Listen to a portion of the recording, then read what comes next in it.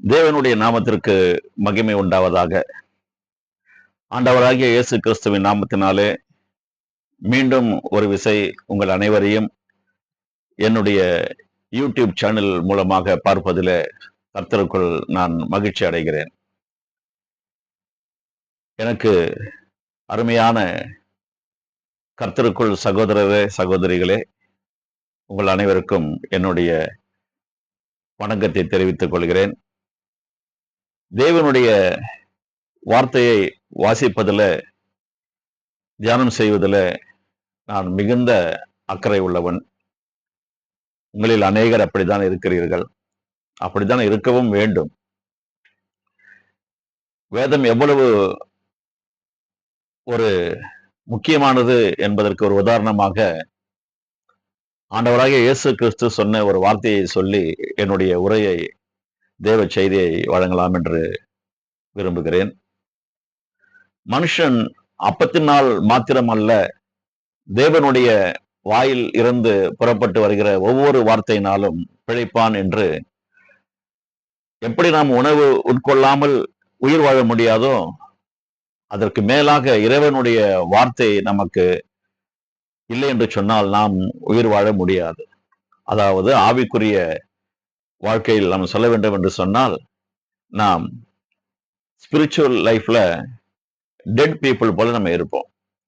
ஆகவேதான் இயேசுவானவர் மனுஷன் அப்பத்தினாலே மட்டுமல்ல, தேவனுடைய வாயிலிருந்து புறப்படுகிற ஒவ்வொரு வார்த்தையினாலும் பிழைப்பான் என்று சொல்லப்பட்டிருக்கிறது. பிரியமானவர்களே, ஆதியாகமம் முதல் வெளிப்படுத்தின விசேஷம் வரைக்கும் தேவன், யெகோவா தேவன் உரைத்த வார்த்தைகள், அதற்கு நீங்களும் நானும் முக்கியத்துவம் கொடுத்தே ஆக வேண்டும். பிறகு அவருடைய குமாரன், நம்முடைய மூத்த சகோதரன், நம்முடைய இரட்சகர், ஆண்டவர், நமக்கெல்லாம் தலைவராக இருக்கிற இயேசு கிறிஸ்து வார்த்தைக்கு, அவருடைய வார்த்தைக்கு நாம் முக்கியத்துவம் கொடுத்தாக வேண்டும். விசேஷமாக மலை பிரசங்கத்தில அவர் உபதேசித்திருக்கிற அனைத்து வார்த்தைகளையும் நாம் கவனித்தே ஆக வேண்டும், தியானம் செய்ய வேண்டும் அவருடைய வார்த்தையின் மேல். யெகோவா தேவன் கொடுத்திருக்கிற பழைய ஏற்பாட்டு புத்தகத்திலே கொடுத்திருக்கிற அனைத்து உபதேசங்களும் வாக்குறுதிகளும் நினைவிலே நாம் கொள்ளுவது அவசியம். அதே போல் ஆண்டவராகிய இயேசு கிறிஸ்து இந்த பூமியில இருக்கும் பொழுது மனிதர்களோடு கூட அவர் உலாவி அவர்களுக்கு கொடுத்த உபதேசம் அனைத்தும் மத்தேயு, மார்க்கு, லூக்கா, யோவான் என்ற சுவிசேஷ புத்தகத்தில உள்ளடங்கி இருக்கிறது. அதை வாசித்தவர்கள், அவரோடு கூட பழகினவர்கள் தான் பிறகு அவருக்கு பிறகு அப்போஸ்தலர்களாக எழும்பி உலகமெங்கிலும் சென்று சர்வ சிருஷ்டிக்கும் அவர்கள் தேவனுடைய வார்த்தையை உபதேசித்து வந்தார்கள். அற்புதங்கள், அடையாளங்கள் அவருடைய வாழ்க்கையிலே நடந்தது. இதையெல்லாம் நாம் பார்த்திருக்கிறோம். ஆகவே இந்த காலை வேளையில தேவனுடைய வார்த்தையை, நம்முடைய ஆண்டவராகிய இயேசு கிறிஸ்துவின் வார்த்தையை யாரெல்லாம் தினந்தோறும் வாசிக்கிறார்களோ, அதன் மேல் தியானம் செய்து கொண்டிருக்கிறார்களோ, கர்த்தருடைய வார்த்தையை நாம் வாசிப்பது, தியானம் செய்வது, நம்முடைய உதடுகளை விட்டு பிரியக்கூடாது என்று கூட யெகோவா தேவன் நமக்கு சொல்லியிருக்கிறார். இரவும் பகலும் அதை தியானம் செய்து கொண்டிரு என்று உறுதியாக சொல்லியிருக்கிறார். யோசுவாவிடத்துல பேசும்பொழுது இதுதான் சொன்னார். இப்படி நாம் செய்யும் பொழுது பரிசுத்த ஆவியானவர் நமக்குள்ளே இருந்து நாம் வாசித்த வேத வசனங்களை நினைவுபடுத்திக் கொண்டே இருப்பார். மறந்து போக வாய்ப்பே இல்லை.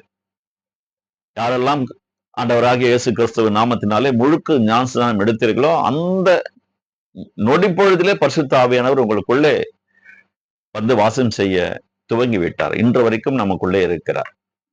ஒருவேளை நாம் அவரை மறந்திருக்கலாம், ஆனால் பரிசுத்த ஆவியானவர் நமக்கு அவர் உதவி செய்யக்கூடியவராக, உதவியாளராக, the number 1 minister in the whole world என்று நான் அடிக்கடி சொல்லுவேன். பரிசுத்த ஆவியானவரை நமக்கு ஊழியம் செய்யக்கூடிய, நமக்குள்ளேயே இருந்து நமக்கு ஊழியம் செய்கிற தேவனுடைய ஆவியானவர், இயேசுவானவருக்கு ஊழியம் செய்த தேவனுடைய ஆவியானவர் இன்று தேவனுடைய பிள்ளைகளாகிய உங்களுக்கும் எனக்கும் ஊழியம் செய்ய நமக்குள்ளவே இருந்து கொண்டிருக்கிறார், உதவி செய்து கொண்டிருக்கிறார். வாக்கு கடங்காத பெருமூச்சோடு கூட ஜபித்துக் கொண்டும் இருக்கிறார். இதையெல்லாம் நாம் நினைவில் கொள்ள வேண்டும். பிரியமானவர்களே, இந்த நாளிலே உங்களுக்கு நான் கொடுக்க போகிற செய்தியின் தலைப்பு, கடன் இல்லாமல் வாழ்வது அல்லது வாழ்க்கை நடத்துவது எப்படி? கடன் இல்லாத ஒரு வாழ்க்கை, அது எப்படி பிரதர் முடியும்? கடனே இல்லாம யார் வாழறாங்க? முடியுங்க. கர்த்தருடைய பிள்ளைகளால் மட்டும் முடியும், இது சாத்தியம் கூட. நான் ரட்சிக்கப்பட்ட மாத்திரத்துல அந்த காலத்துல 1991 முதல் முறையாக கர்த்தரை குறித்த அறிவு, அவரை தேடுகிற ஒரு சூழ்நிலை, சபைக்கு சொல்லக்கூடிய வாய்ப்பு எல்லாம் எனக்கு கிடைத்தது இறைவனுடைய கிருபையில. அப்பொழுது நிறைய கடன் இருந்தது, இல்லை என்று சொல்லவில்லை. இந்த வேத வசனம் உள்ளே செல்ல செல்ல செல்ல செல்ல தேவதாசர்களுடைய உபதேசங்களை கேட்க கேட்க கேட்க கேட்க எனக்கு உபதேசம் செய்த உபாத்தியாளர்கள், போதகர்கள் அனைவரும் மிகவும் சிறப்பாக பிரசங்கம் செய்தவர்கள். என்னால் மறக்கவே முடியாது. ஜஸ்டின் பிரபாகரன் எனக்கு முதலாவது தெரிந்த ஒரு பிரதான அருமையான ஒரு ஒரு போதகராக வானவில் தேவாலயத்தில் இருந்தவர். இப்பொழுது அவர் நம் மத்தியிலே இல்லை. அதற்கு பிறகு போதகர் காந்திராஜ், அவருடைய பிரசங்கம் எனக்கு மிகவும் பிரயோஜனமாக இருந்தது. இப்பொழுது எங்களுக்கு சாம்பி செல்லதுரை அவர்களும் அவருடைய மகன் ஜீவன் செல்லதுரை அவர்களும் அருமையாக பிரசங்கித்துக் கொண்டிருக்கிறார்கள். இப்படிப்பட்ட ஒரு சூழ்நிலையில வளர்க்கப்பட்டு இந்த நாளில இந்த உபதேசங்கள் எல்லாம் எனக்குள்ள சத்துணவாக சென்றபடினால கடன் வாங்கவே கூடாது என்ற தீர்மானம் ஒரு 15 ஆண்டுகளுக்கு முன்பாக நான் எடுத்தேன். ரட்சிக்கப்பட்ட காலத்துல எனக்கு நிறைய கடன் இருந்தது, லட்சம் கணக்கான ரூபாய் கடன் இருந்தது. வட்டி கட்டுவதற்கு கூட நான் சம்பாதிக்கிற சம்பாதனை போதுமானதாக இல்லாமலே இருந்தது. ஆனால் இன்று தேவனுடைய நாமத்தின் மகிமைக்காக ஜீவனுள்ள சாட்சியாக உங்களுக்கு நான் முன்பாக நின்று கொண்டிருக்கிறேன். ஒரு ரூபாய், ஒரு நயா பைசா கூட யாருக்கும் நான் கடன் தர தேவையில்லை, வட்டி கொடுக்கவும் தேவையில்லை. காரணம் கடனே இல்லை. எப்படி சாத்தியம்? ஆண்டவருடைய வார்த்தைக்கு நேராக சென்று விடுவோம். உபாகம புஸ்தகம் 28வது அதிகாரம் 10வது வசனம் எல்லாருக்கும் தெரியும். எதை மறந்தாலும் உபாகம் 28 முதல் 14 வசனங்களே எல்லாரும் மனப்பாடமா பண்ணி வச்சிருப்போம் நம்ம. அதுல 10வது வசனத்துல ரொம்ப அழகா இறைவன் சொல்லுகிறார், நீ அநேகம் ஜாதிகளுக்கு கடன் கொடுப்பாய், நீயோ கடன் வாங்காதிருப்பாய். ஆண்டவருடைய விசுவாசம், நம்முடைய விசுவாசம்லாம் சின்ன துரும்பு அளவு தான், கடுகு அளவு தான். அவருடைய விசுவாசம் வானத்தையும் பூமியையும் உண்டாக்கின விசுவாசம், சூரியன் சந்திரனை நட்சத்திரங்களை அந்தரங்கத்திலே தொங்க வைத்திருக்கிற விசுவாசம். இப்படி நிறைய சொல்லலாம். அவருடைய விசுவாசம் வந்துட்டு மலை போன்றது, நம்முடைய விசுவாசம் எல்லாம் மடுகு போன்றது. சின்ன சின்ன கடுகளவு விசுவாசம் நமக்கு இருக்கு. அதான் இறைவன் கூட எதிர்பார்க்கிறார். இந்த கடுகளவு விசுவாசம் உள்ளவர்களுக்கு பார்த்து பேசுகிறேன், நீ அநேகம் ஜாதிகளுக்கு கடன் கொடுப்பா. இது ஆண்டவர் எதிர்பார்க்கிறது. உங்களுக்கு அந்த லெவல்ல நீங்க போகிறதுக்கு முன்னாடி முதல்ல நீங்க நானும் செய்ய வேண்டிய விஷயம் என்னன்னு கேட்டீங்கன்னா, நீயோ கடன் வாங்காதிருப்பா. இதை பிடிச்சிக்கலாம். ஃபர்ஸ்ட் கடன் வாங்காம இருப்பாயின்னு ஆண்டவர் சொல்றாரு. அவர் சொல்றாருன்னா அவர் சத்தியமுள்ள தேவன்.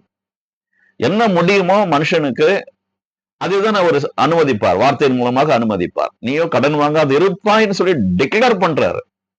அவர் நம்ம கடன் வாங்கிட்டு ஒரு வேத வசனம் சொல்லுது பாருங்க, கடன் வாங்கினவன் கடன் கொடுத்தவனுக்கு அடிமை. ஆகவே நம் அடிமைகளாக இருப்பது தேவனுக்கு பிரியமில்லாத ஒரு காரியம்.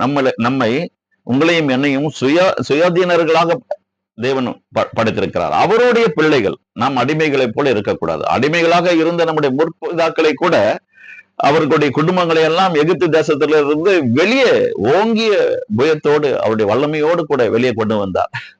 மோசே, ஆரோன் என்ற 2 தீர்க்கதரிசிகளை தேவன் தெரிந்து கொண்டு போர்ச்சேவகர்களைப் போல அவர்களுக்கு பயிற்சிவித்து, உபதேசித்து, தைரியம் கொடுத்து, கிருபையை கொடுத்து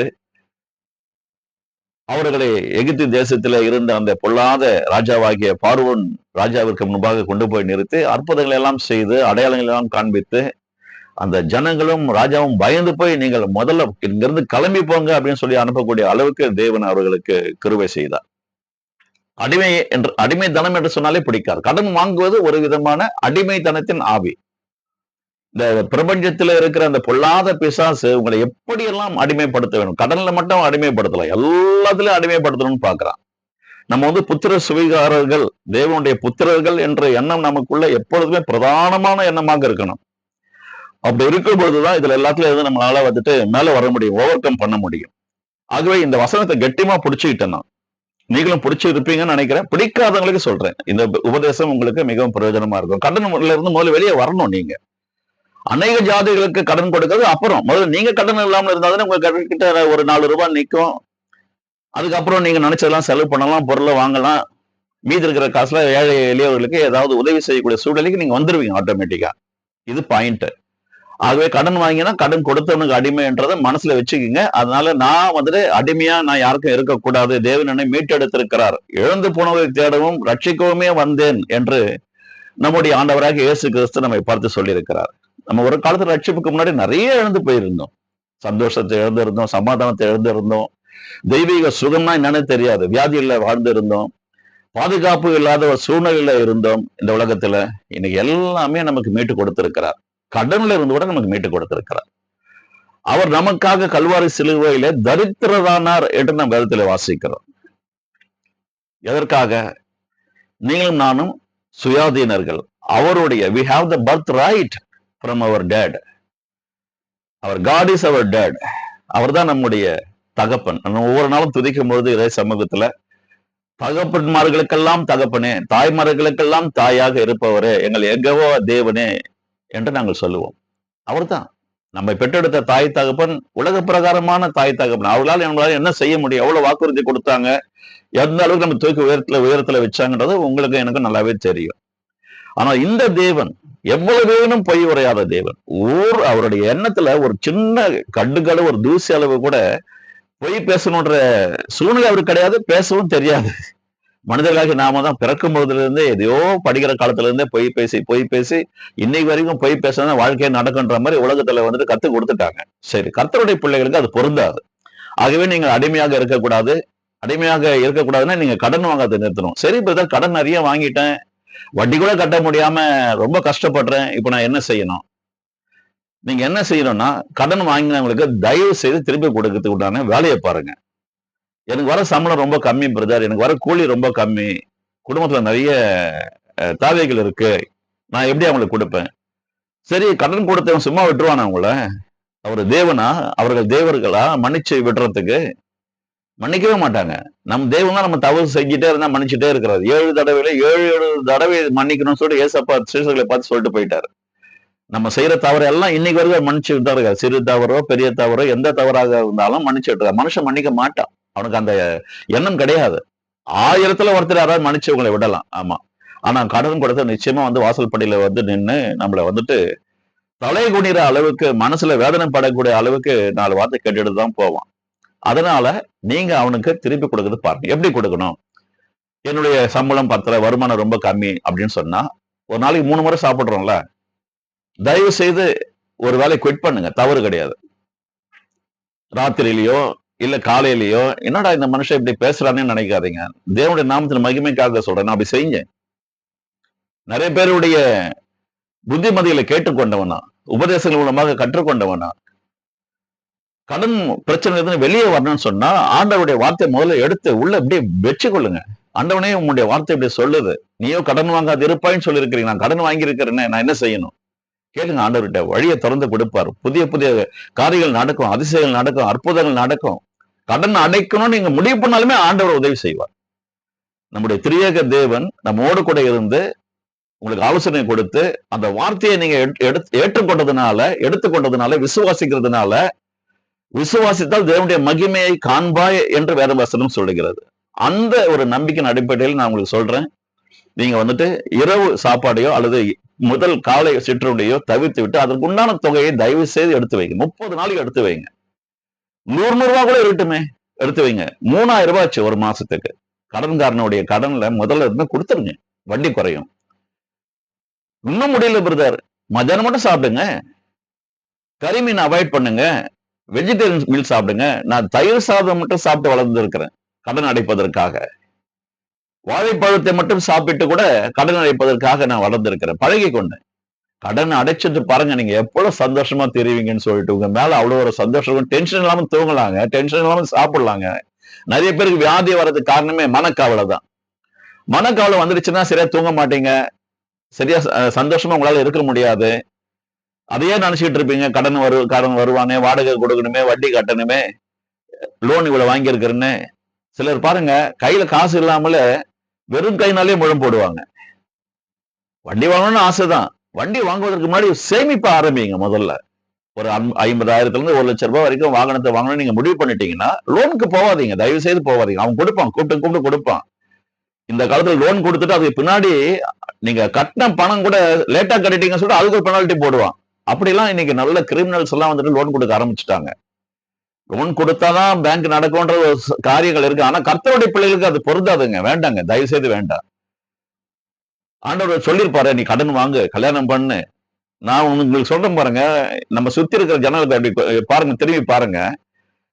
பிள்ளைங்க வயசுக்கு வந்துட்டாங்க, கல்யாணம் பண்ணணும். அது நல்ல ஒரு எண்ணம் தான் தாய் தகப்பனுக்கு. கல்யாணம் பண்ண ஆரம்பிக்கும் பொழுது யாரெல்லாம் வசதியா இருக்கிறாங்க அவங்கள பார்த்துட்டு ஒரு 1,00,000 கொடுங்க. 1,00,000 ஆரம்பிப்பாங்க, 50,000 கேட்பாங்க, 5,00,000 வரைக்கும் கூட கேட்பாங்க, 10,00,000 கூட கேட்பாங்க. ஒரு சூழ்நிலைக்கு ஏத்தா போல. நல்லா அவங்களை பார்த்து போயிட்டு என் பிள்ளைக்கு கல்யாணம் வச்சிருக்கிறேன், என் மகனுக்கு மகளுக்கு கல்யாணம் வச்சிருக்கேன், செலவு நிறைய இருக்கு, நான் இதெல்லாம் செய்யணும்னு சொல்லிட்டு எதிர்பார்க்கிறாங்க சம்மந்தி வீட்டுல. கொஞ்சம் கடன் கொடுங்க, முடிஞ்ச கடன் கல்யாணம் முடிஞ்சதுக்கு அப்புறம் நான் உங்களுக்கு திருப்பி கொடுத்துறேன்னு. 1 மாசம் தரேன்னு, 1 வருஷம்னாலும் கொடுக்க முடியாது. கொடுத்தவன் வந்து கேட்பான். ஆனா உங்களுக்கு தான் நிறைய இருக்கு, உங்களுக்கு நாங்க தரணும்னு சொல்ற மக்களும் இருக்கிறாங்க. இதெல்லாம் நம்ம பார்த்துட்டு இருக்கோம் பாருங்க. கல்யாணம் பண்றதுக்கு கடன் வாங்க ஆரம்பிச்சா 1 வருஷத்துல குழந்தை பிறக்குமா, அந்த குழந்தைக்கும் என்ன பண்ணுவாங்கன்னா, குழந்தை பிறக்கணும், மருத்துவமனையில செலவு இருக்கு, அதுக்கு ஒரு 50,000 கொடுங்க, 1,00,000 கூட சொல்லி கேட்கறாங்க. இப்படி எல்லாம் நிறைய பேர் வந்து இந்த கடன் வாங்குறது என்பது அது வந்து அவங்களுக்கு ஒரு பிறப்புரிமை மாதிரி ஆயிப்போச்சு. தேவனுக்கு பிடிக்காத ஒரு காரியம்.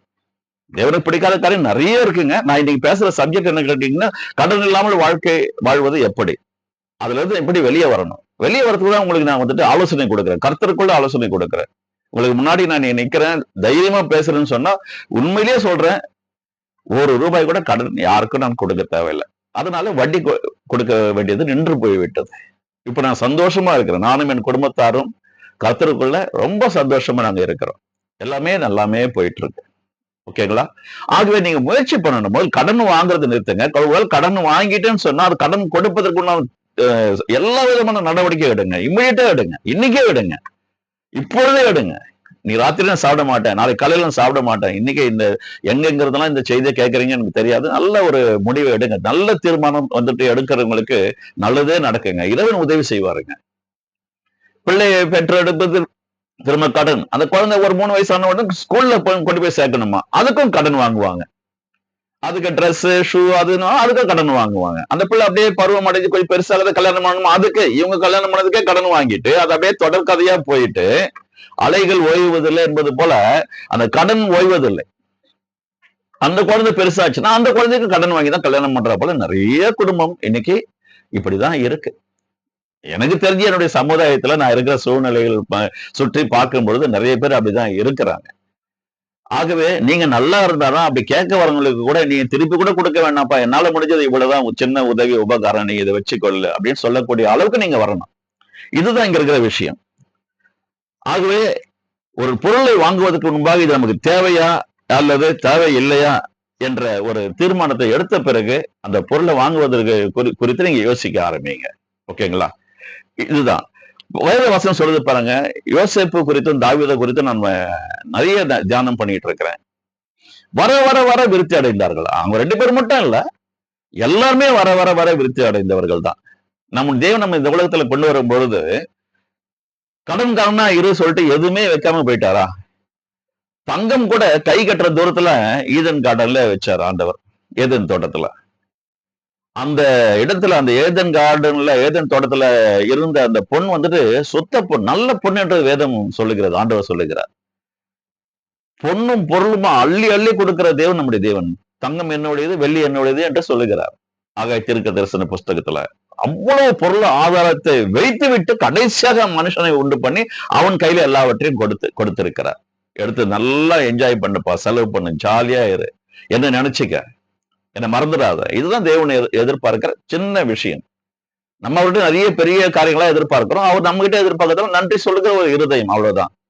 எனக்கு இவ்வளவு வசதி வாய்ப்புகளை ஏற்படுத்தி கொடுத்திருக்கிறேன். அவர் நம்ம பாருங்க, சில பெற்றோர்கள் கண்ணை மூடும் பொழுது கடன் நிறைய வச்சுட்டு கண்ணு மூடிடுவாங்க. பிள்ளைங்க என்ன பண்ணுவாங்க?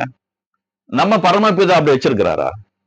எல்லாவற்றையும் இலவசமா வச்சுட்டு போயிருக்கிறார். நீங்க சுவாசிக்கிற ஒவ்வொரு மூச்சு காற்றும் கூட இலவசம்தான். சூரியனுடைய ஒளி இலவசம்தான், சந்திரனுடைய ஒளி இலவசம்தான், தண்ணீர் இலவசமாக நம்முடைய நிலத்துல சுரந்து வருகிறது. இப்படி எல்லாமே இலவசம். நீங்களும் நானும் உழைக்கணும், விதைக்கணும், நீர் பாய்ச்சணும், விளைய செய்கிறவரும் கர்த்தர். வேதம் அழகா சொல்லுது.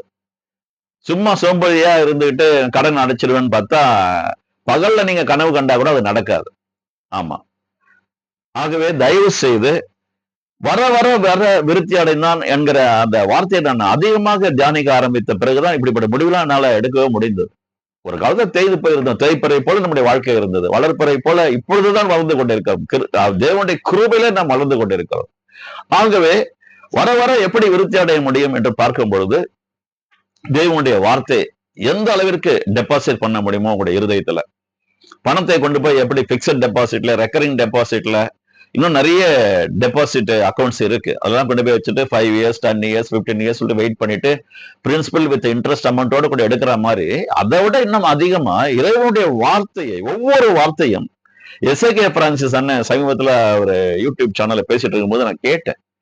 ஒவ்வொரு வார்த்தையும் ஒரு 1000 ரூபாய்க்கு சமம் என்று சொல்லுவார். அதற்கு மேல நான் உங்களுக்கு புரியுற மாதிரி 1000 ரூபாய்க்கு சமம் சொன்னார். ஒவ்வொரு தேவனுடைய வார்த்தையும் 1000 ரூபாய்க்கு சமம் என்று சொன்னால் கோடிக்கணக்கான தேவனுடைய வார்த்தைகளும் வாக்குத்தத்தங்களும் நமக்கு கொடுக்கப்பட்டிருக்குது. அப்படி என்றால் நீங்கள் நானும் பிறக்கும் போதே கோட்டீஸ்வரர்கள் தான்.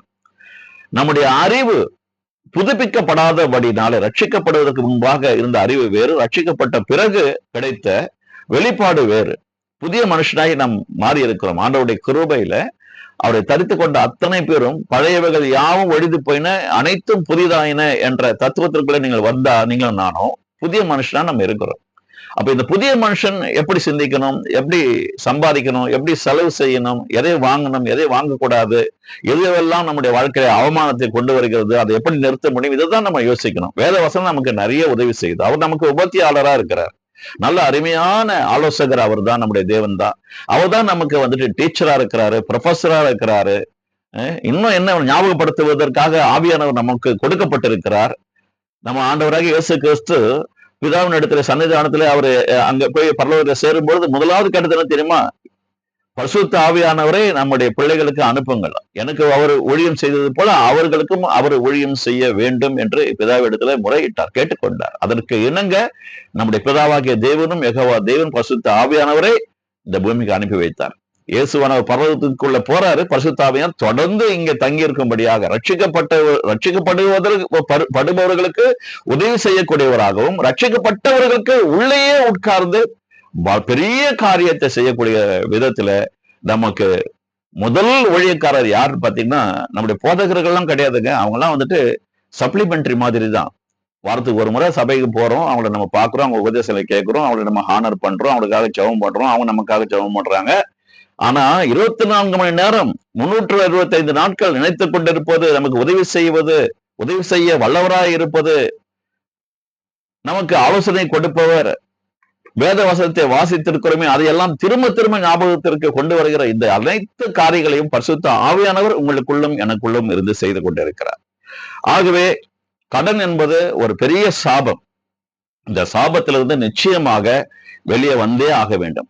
கடைசியாக ஒரு வார்த்தையை சொல்லி முடிக்க விரும்புகிறேன். உபாகம புத்தகம், உபாகம புத்தகத்துலதான் 28:10 வாசித்தோம். நீயும் கடன் வாங்காது இருப்பாய், அநேக ஜாதிகளுக்கு கடன் கொடுப்பாய். அதே உபாகம புஸ்தகத்துல 15வது வசனத்திலிருந்து கடைசி வசனம் வரைக்கும் வாசித்தீங்கன்னா நிறைய சாபங்களை குறித்து எழுதப்பட்டிருக்கிறது. ஆண்டவர் பாருங்க, நீ எனக்கு கீழ்ப்படிந்தா என்னுடைய உபதேசங்கள் எல்லாம், என்னுடைய வார்த்தைகள்லாம் உனக்குள்ள இருந்து அதன்படி நீ நடந்தினா தேசத்துல நீ வந்து மேன்மையா இருப்பாயின்னு சொல்லிட்டாரு. அதே கீழ்ப்படியாமல் போனா என்ன சாபம்னு அவரு தான் சொல்லியிருக்கிறாரு. அதே அதே தேவன் தான் நம்முடைய தேவன், அதே சொல்லியிருக்கிறார். கீழ்படிக்கிறவர்களுக்கு கடன் இல்லாத ஒரு ஆசீர்வாதம், கீழ்படியாதவர்களுக்கு அடிமை போல இருக்கக்கூடிய ஒரு சூழ்நிலை. இது நமக்கு தேவையில்லை.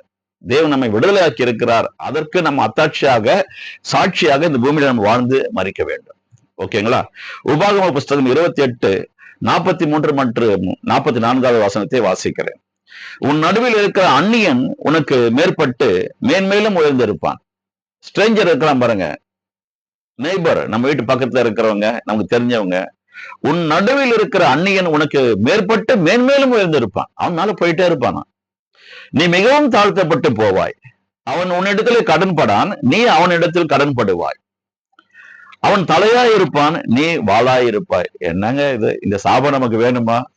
இதுக்காகவா நம்ம ரட்சிக்கப்பட்டோம்? ஆகவேதான் இந்த சாபம் எனக்கு வேண்டாம் என்று சொல்லி நீங்கள் என்றைக்கு திருமணம் செய்கிறீர்களோ, முடிவு செய்கிறீர்களோ, அன்றைக்கே உங்களுக்கு இந்த ஆசீர்வாதம் வந்துடும். அவன் உங்களுக்கு தலைவனா இருப்பானா, நீங்க வாளா இருப்பீங்களா?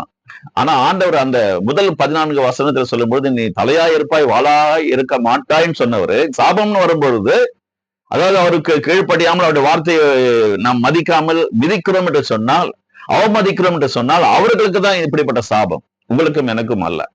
ஆகவே கடன் வாங்கியிருந்தால் தயவு செய்து கடன் கொடுத்தவர்களுக்கு நீங்கள் அடிமையாக இருக்கக்கூடாது என்று நீங்கள் விரும்பினால் மட்டும் உடனடியாக நல்ல தீர்மானத்தை எடுங்கள், குடும்பமாக எடுங்கள். தனிப்பட்ட தீர்மானம் நல்லது, குடும்பமாக எடுத்தால் அதை விட சிறப்பு. ஆக குடும்பமாக தீர்மானம் எடுங்கள்.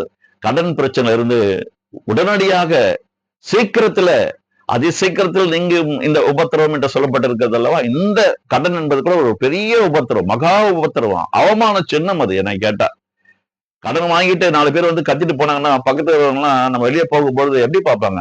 சிரிச்சு சந்தோஷமா நம்மள கிட்ட பேசுவாங்களா? முகத்தை திருப்பிட்டு போவாங்க. அதுதான் இந்த உலகம்.